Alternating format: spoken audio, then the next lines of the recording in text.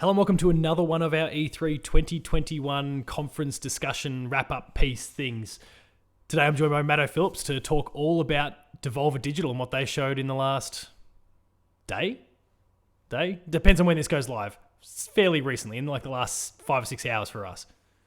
It really threw me off when you said E3 coverage. I was waiting for you to say hello, welcome to Patched, because that's what I'm so used to. And look, I mean, if you watch the video back, it's like for anyone who watches Patched on the Player 2 channel anyway, like it's our usual layout, but I've literally just removed the Patch logo and stuck E3 2021. It's about as makeshift as you could possibly get, a bit like E3 2021. So, and a bit like the way Devolver does things. So like your homework. Just take it, but make it different. Yeah, exactly. So it's E3. That's what Devolver does. It's the same old shit. Now, before I think we get to the games, the thing that's probably, I don't know, almost the most important thing for us to discuss is when it comes to Devolver is everything except the games that they show. What did you think of their main theme this year, which is still this kind of continuing story arc with Nina Struthers as their fake like president, to the point where she managed to slip into the PS5 reveal last year. That's how well Devolver's going with all that. But the Devolver Max Pass Plus and all the piss takes out of all the premium subscription, as I got told. Every single damn game, like, oh, I feel like Xbox all over again with their world premiere. Or Jeff Keighley with his world exclusives and all those sort of things. Did you like kind of that rolling skit for the whole thing? Well, if I knew it was a skit, I thought it was like something really serious. I thought they were trying to be like funny, but it wasn't. But now you tell me, I look at it going, oh, that makes sense now. Like, why the hell would I want to watch someone for 2 minutes eat a hot dog with somebody that looks like Aquaman? It's not Aquaman. Yeah, holy shit. There was that one ripped dude that looked like Jason Momoa for sure. And I first thought it was him. I was looking at it going, I was like, is that Aquaman? I actually had to Google it to make sure it's not him because of the tattoos. If it's not him, it actually looks like I can't remember the name of the character, but like The Rock plays the character in the movie. It's a Pixar movie. I've just gone blank. Oh, the Moama. Yeah, Moama. Yeah. Moama's, yeah. Like he's kind of he had the same hair, he had the same build. I think even tattoos on like the same arm. Like it was all. I was like, holy shit. Okay, you're either Aquaman or what's his name from Moana. So I'm glad I'm not the only one that thought that as well. Because I was just that bored watching her eat a hot dog. I was looking around going, wait, is that Aquaman? It was just squinting. Like he's got the same beard, he's got the same hair, he's got the same build. Totally looked the part. It was awesome. But it wasn't Aquaman. But yeah, they landed in the same joke, the same theme the whole way through with Devolver Max Pass Plus, which is them taking the piss out of like your Ubisoft subscription services and Game Pass and EA's, whatever that one's called, EA Play and all those sorts of things, and what Sony's inevitably going to do in time. And that would explain the whole VHS tape, the one VHS tape. I'm thinking, I don't know if this is real or not. Well, I mean, the non-fuckwithable tapes, as she dubbed it, which is, the acronym is NFT, which is the big internet jargon of the year with all these non-fungible tokens and all that. Like, yeah, they were totally leaning into all of that sort of stuff. Like that's their thing, and they did an awesome job of it, I thought. If they gave me a warning about it, I would have not been there going, oh, can you please stop? You haven't seen a Devolver one before? No. Yeah, okay. Now I know for next time. They're like the best part of E3 every single time because it's just a piss take every single time. Now I know. And yeah, because I thought it was like fully serious. I thought it was full serious. Fake head of the company. It's like, go watch Nintendo and learn how to do it. But now I know they're taking a piss out of it. Yeah. Go for your life. Keep going. All right, the games. So they kind of, even before they dived into all that stuff, they showed off Shadow Warrior 3. Have you played any of the Shadow Warrior games before? No, I thought it was Doom for a second. It was like, colourful Doom. Here we go. It looked the part. It looked good. It did. I know Matt Houston's big on Shadow Warrior. I think I was going to get around to playing it, but then I just never did. But it does look very good. Yeah, like it's definitely going to have, like it's going to be edgy in terms of its humour. It's not going to be quite doomy in terms of, Doom's obviously being ultra serious the whole time and all that sort of stuff. This is not going to be serious. No, this is not going to be serious at all. But not in that same shit Duke Nukem Forever sort of way either. Like I feel like it. Even though it came around the same time too. Yeah. Back in the day, yeah. But the difference is, Shadow Warrior is still around. Yeah, You like what you saw though? I did. I thought it was really good. Yeah, I thought it was pretty cool too. I've seen the others and kind of been about it, whereas this, and you're right, like it was super colourful, but still that kind of hyper violence as well. I'm like, okay, instead of a punch, it's just a kick off the edge. Yeah, just get the old boot into it. Yeah, you've 300 of them off the edge. Yeah, why not? The one that I don't know about you, I kind of struggled to get my head around a little bit, maybe because they didn't show a hell of a lot, was the game that was called Trektoyomy. It was kind of this samurai. It actually had a lot of Ghost of Tsushima in terms of the tone that they were going for. That's what I thought too. I thought, I see fire. I see Ghost of Tsushima. I thought, But then they didn't really show how the game played at all. Yeah, so just the whole kind of 2D platform, and that was it. It's just a bit of fighting. That was it. Tonally, did you like what you saw? For the Trek to... Yeah, Trektoyomy. Oh, or yeah, Yumi, but whatever it is. Same again. I think the same again. It just looks a bit Ghost of Tsushima, but we haven't had a lot of samurai games, so it's a bit hard. Yeah, it's been way too long. It's been way too long, but it's sort of hard when you got only one samurai game out there and you're just going to get compared straight away to Ghost of Tsushima. It's a tough thing, but still, hopefully they bring some more gameplay to it whenever it comes out. Well, I mean, if they're going to show gameplay, it's clearly not going to be the Xbox conference, is it? No. Is it available on Xbox? But I mean, no, you're right. Like, we haven't had that many samurai games, and so like I've seen a few different sites, and even now, like as we go through all the games beat by beat here, I'm looking at Press Start Australia for kind of here's everything that was announced, just so that I don't miss anything in case. And they've even described it saying Trektoyomy looks like a side-scrolling Ghost of Tsushima. Like, there's a whole bunch of sites that are all saying Ghost, because it does. Maybe it's the hat. Yeah, possibly, but it does give off those vibes. I felt, even though gameplay-wise it'll be totally different. So the hat or the fire, take your pick. Yeah. What did you make of? And this was kind of an interesting one. Phantom Abyss. So it was kind of a Ghost Runner from last year style, but with actual player ghosts Mirror's Edge type. But with Indiana Jones, like totally, searching through a crypt and kind of Indiana Jonesy in that sense. With your little grappling hook. Yeah, which you can use for anything, everything, all the time. It looks like a multiplayer based. Yeah, so there was a different presentation that got shown at as well. I feel like the Devolver one was a little bit shorter, but what they described is all these little crypts or whatever are kind of procedurally developed, and all those little kind of other players that you see running around, they're like ghosts, like Mario Kart style ghosts. Oh, so like Journey. Yeah. Kind of thing. But they're all people who've attempted and ultimately failed. Oh, okay. So I'm not going to have to go back and save them. Like, I'll see you later. Nothing like that. But the thing is, once someone actually successfully beats the dungeon, it's gone. Like, that's it. You'll only ever have one person that actually successfully completes any given thing. Oh, so it's like the VHS tape. Yes, like the VHS. There's only one. Maybe that's what's at the end of the level. One VHS tape. Yeah, so exactly. There's like some treasure or something you get, and it's clearly a VHS, and then you try and get out of there. And so the footage I saw from, I can't even think of what event it was now, but there was one of the various streams in the last few days anyway. You got to the end there, you collected whatever it is, the VHS, and then the dungeon master or the crypt master kind of starts to come after you, and so then you got to try and escape with whatever the thing is. So I reckon there'll be a lot of players that'll make it to the end of it, but then getting back out will be the real trick. And so yeah, once someone successfully does it, that crypt is just gone. Like, it's one of those things, if you die, that's how you just can't pick up your little VHS tape and just run off. No. Like, you've all got the same goal, which is getting to that thing. But then if you die, you die. That's kind of where your ghost would kind of end. If you were jumping in as a follow-up player and you kind of follow that person's path, you might follow them, they collect the thing, you grab the thing, then you start to leave, and then you see them maybe just stop and fall, and like they've died for some reason. Which probably means if you're following their path, you're probably about to die as well. But oh dear. Oh, the stress is real. So there's a little bit of kind of like using those ghosts to kind of see where people potentially screwed up or how they might have screwed up. But sometimes the thing might happen that fast that you don't even necessarily realize what it is until it's happening to you as well. So it's kind of cool in that sense. Next game on the list is a game called Wizard with a Gun. Did these people make Enter the Gungeon or whatever? No, I don't think so. But but it still, like, it kind of looks the part a little bit, as I remember it. Because I wasn't sure who made, was it Enter the Gungeon or... I think that's an Aussie team, if I remember. Is it?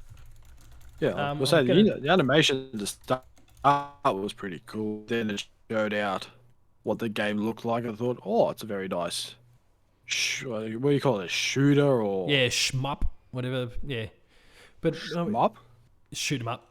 Right. But like, it kind of looked cool. You're kind of terraforming, like creating the environment as well, and you can do it in co-op as well. I initially thought it was like some competitive thing, which first turned me off, and then I realized that no, actually people were kind of partnering up together to progress through this stuff, which made it feel instantly more appealing. The sort that I could see maybe myself playing with you and Damo, for example, and maybe we do a horrible, chaotic player 2 players. Available only on the Switch and PC, which was an interesting... Well, that's what I saw at the bottom. I don't know if... No, you're right. Yeah, it is Switch and PC, and maybe it'll come to other consoles or whatever later on, but at the moment, Switch and PC. Thought, oh, that's interesting. Just Switch only. I thought, oh, Nintendo's getting exclusives. Benefits. World exclusives.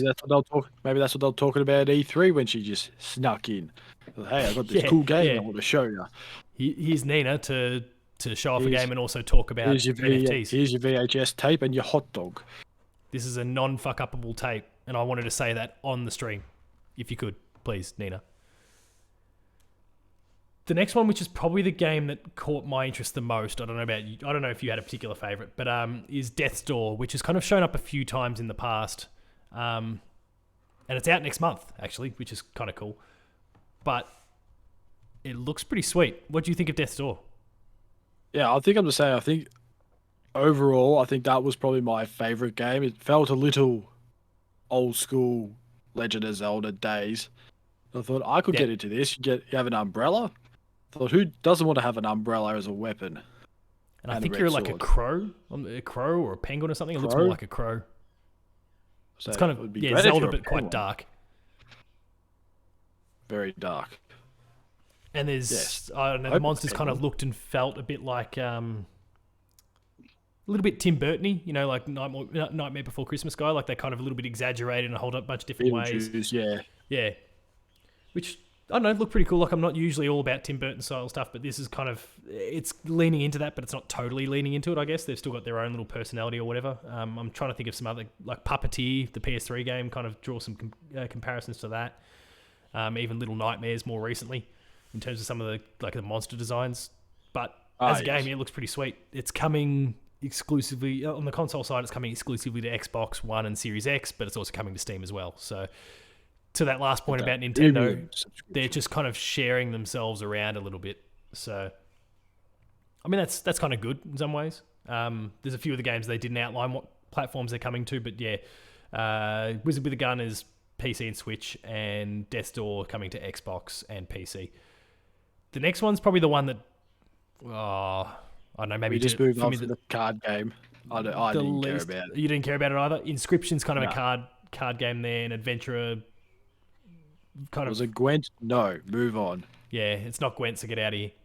Another game that also probably doesn't do a lot for me, but that's only because it's a mobile thing. But they were, again, trying to take the piss out of the whole thing a little bit, like the way people... On the toilet. It's another, like a free puzzle game on mobile. Well... Tumble time. It'd be interesting if it, like, they're calling it free to play. I'd wonder if it will actually remain that way, or like it will actually be free to play for everything. Like, there's just nothing you need to pay for it ever, and that's the joke. Unlock those characters that you've never seen before. Yeah, maybe the fact that you never have to pay a cent is the joke. Maybe it is. We don't know. Because they're calling it Devolver Tumble Time, so they're leaning straight into, like, they're making sure their name is there at the forefront, so people know, okay, this is kind of like you're expecting some sort of irreverent piss take, but we'll see. The last game was one that has already kind of kicked up a little bit of controversy, and I know there's a few people out, I guess anyone outside of America that's been a little bit upset by the whole thing as well. I've seen a few people kind of in our local scene that have not been overly happy with the fact that Demon Throttle, which looks like a really cool game, is only a physical release. I thought they were taking the piss, but it actually is... What, that's real? Yeah, that's real. All that conversation, that's real. That's the one real thing that they've kind of, like, that seemed like a joke, but it's not. You can only get this game physically through special reserve games. Oh. Now, they're taking pre-orders for a few months, so you're not going to have to worry about... Like, the game comes out next year. They're taking months between now and I think like September or something like that, and then they'll start manufacturing for all those pre-orders, but there won't be any after that. So, the game looks cool. Just going the true... It looks hard. Going the true late 1980s, early 90s of you can't get digital downloads. Well, I mean, hell, Nintendo did it earlier this year with Super Mario 3D All-Stars. Remember, like that you could buy it digitally and then gone. Buy it physically, gone. Once it got to the end of March. It's still around, isn't it? Well, I guess physically it's kind of hard to stop everyone from passing it around or still selling what they had in stock. But certainly digitally, you can't buy it anymore. Oh, really? Oh, there you go. That's it. So you have to, if you want to get that now, you have to buy it kind of on eBay or something like that. Now. Yeah. Oh, it's going to be worth a fortune. Yeah, I can see that being worth a bit in just a while. Like all those GameCube games no one brought. Like Fire Emblem. It's like $300. Damo bought like 15 copies of Fire Emblem, so... Oh, he's going to buy his own house if he holds on to them. Exactly. Give it with leftover change. But yeah, the game itself, did you like what you saw from it? It looks like it's kind of, you can play it solo or co-op. Looks kind of hard. It looks kind of difficult. Looks like the true old, like, was Link's Awakening? But then real hard as like hard. Like kind of arcadey as well. Like you could see kind of the ring, like they're shooting shots in rings coming from this way, and so you got to make sure that you choose the right direction, jump over that one, the other one's coming the other way, jump over that. Bullets and everything. It's the sort of stuff that bullet helly, like in hell, even Returnal most recently still does that to you. Ooh, and that's an actual real. That's a real hard 21st century game. So with no, they probably both have no saves. Yeah. Who knows? Shit. That's still a touchy topic. But, I mean, yeah, the game itself looked kind of cool. The controversy is definitely around the physical only sort of thing, but I don't know. I'll probably end up throwing my money at it because I won't be able to help myself. Oh, all those people that have to actually go to a store and buy a game. No, you don't even have to do that. Like, you have to buy it through these special reserve games and they'll mail it out to you afterwards. Oh. So they'll do the big bulk shipping for I don't know, let's say they take 10,000 orders, well then those 10,000 will be mailed out from wherever they're mailing them out from come launch. It's a bit of a weird one, like it's weird and edgy like Devolver, but I just wouldn't expect them to go down that path. That feels like a bit backwards for them. Is it? Really? Is it? Or is it not? We don't know. I guess expect the unexpected from them at all times. It'll be available in the store next month. Yeah, they'll say it's physical only, and then the launch day, it actually just pops up on the digital stores, and they'll be just big fuck you to everyone watching. Sucked in. You just gave us an extra $20, you clowns. You fell for it. But here's our premium subscription. Yeah. Oh yeah, and here's Devolver Max Pass Plus. I'm glad we're not going to have to talk about that often because I'm going to keep screwing it up. Plus Pass. That's all I've got stuck in my head. All I got stuck in my head is premium. Subscription. Yeah. Premium subscription. Like, oh my god. The Max Pass Plus. Yeah, Devolver Max Pass Plus. And I'll keep saying Plus Pass until, because it just comes off the tongue a little bit easier. But what was your favourite game then? Was it like me, was it Death's Door, or did you take a Shadow Warrior? Or? Well, no, Shadow Warrior just feels a little too much like Doom. Yeah, okay. I looked at it, because that was my first thought. I thought, hey, colourful Doom, we got it. It sounded like Death's Door. Yeah, Death's Door. And actually like, this looks interesting, because most of the games there, I sort of just compared them to other games, where Death's Door didn't really compare it to other games. My guess is it's going to come to, like, as much as they've taken the piss out of all these passes and stuff, I'm guessing that probably come the Xbox conference tomorrow, they'll be announcing that that's going to be coming to Game Pass, again with the console exclusivity thing. I feel like it just makes sense. And Devolver, despite their jokes, they're not opposed to that thing. What was it? Fall Guys was free on PlayStation Plus. That was a Devolver game. Like, they're more than happy to go down that path if they want to. So I think we could be seeing it on Game Pass, which is perfect for you. You've just got yourself a Series X. I've got mine here. Like, I'm actually using it a little bit recently, which is kind of cool. What? So yeah, I know. Go figure, right? I'm shocked. So I'll be looking forward to playing Death's Door on Xbox for sure. Any other thoughts from Devolver, or are we bringing this one home? I'd say I'm glad I found out that their whole so seriousness, trying to be funny stuff was actually a piss take on other companies. Yeah. It makes me so much happier now. From this time, from now on, when Devolver do a conference or whatever, I now know that they're just taking the piss. You'll be ready, and you just lean into whatever right, let's see how they're going to rip into these big companies this time around. Yeah, they nailed it. They did a good job, and I hope that it's not 12 months before we see Nina Struthers doing something again, because that fake character is the best thing. Maybe she'll turn up at the Xbox conference and just, whilst continuing to eat hot dogs. Again, yeah, hot dogs and non-fuck-upable tapes. And look-alike Aquaman, man. Oh, yeah. Well, if you enjoyed that was our little wrap-up there of all things Devolver Digital from E3 2021. There's a whole bunch more of these still to come. Make sure to visit the website, player2.net.au, for our season of gaming. I want to keep calling it Summer of Gaming because that's what the Americans would call it, but it's not summer. We could call it you guys. We can call it the Winter of Gaming. We can call it Winter of Gaming. Yeah, like the old Winter of Arcade versus Summer of Arcade. Like we actually changed it out here, but so we've just kind of called it our season of gaming thing, which encompasses all the Summer Games Fest stuff, the E3 stuff, and everything else that'll probably pop up in the middle. I'm sure there's like a PlayStation State of Play that's going to be announced at some point, and all these other sort of things that all fall under that umbrella. So go visit the hub on the Player 2 website for that. We've got videos already for Koch Media. There'll be stuff for Ubisoft, Xbox, Nintendo, all of them. When they all do their conferences, we'll be covering all of them. So make sure to stay tuned for all that, and we'll be getting a whole bunch of different people coming aboard to give their thoughts on the various conferences. Matto, thanks for coming on for this one. Where can people on the internet find you? At Matto_Phil on the Twitters. Paul James Games for me. The website's player2au, and go get some non-fuck-upable tapes. And hot dogs. And games that you can only buy in one place for the next 3 months. Counterfeit Aquaman. Yeah.